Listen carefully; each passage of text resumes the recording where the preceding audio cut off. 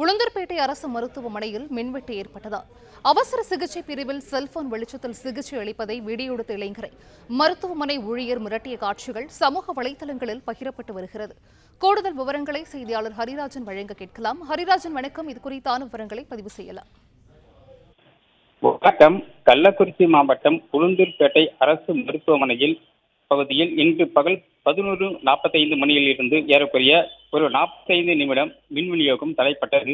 இதனால் உளுந்தூர்பேட்டை அரசு மருத்துவமனையின் அவசர சிகிச்சை பிரிவு இருள் சூழ்ந்து காணப்பட்டது. மேலும் அந்த பகுதியில் அவசர சிகிச்சை பிரிவிற்கு வந்திருந்த நோயாளிகள் பலரும் கடுமையாக சிகிச்சை பெற முடியாமல் அவதிப்பட்ட நிலையில் சிகிச்சைக்கு வந்த இளைஞர் ஒருவருக்கு செல்போன் டார்ச் அடிக்கப்பட்டு சிகிச்சை பெறப்பட்டது. இது தொடர்பான வீடியோ காட்சி சமூக வலைதளங்களில் வைரல் ஆனது. உளுந்தூர்பேட்டை அரசு மருத்துவமனையில் அவசர சிகிச்சை பிரிவில் ஜெனரேட்டர் வசதி இருந்தும் அதனை மருத்துவமனை ஊழியர்கள் இயக்காமல் அலட்சியம் காட்டி வந்ததால் தொடர்ந்து மருத்துவ சிகிச்சை பாதிக்கப்பட்டது.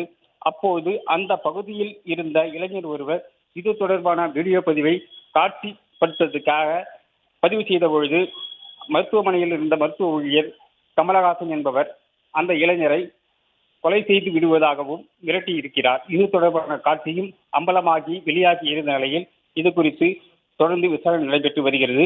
உளுந்தூர்பேட்டை அரசு மருத்துவமனையில் இதுபோன்ற செயல்கள் கடந்த சில நாட்களாக நடைபெற்று வருவதால் மருத்துவமனைக்கு வரும் நோயாளிகளின் எண்ணிக்கை குறைந்து வருவதோடு மருத்துவமனைக்கு வரக்கூடிய நோயாளிகள் அருகில் உள்ள தனியார் மருத்துவமனைக்கு சென்ற வண்ணம் இருக்கின்றனர்.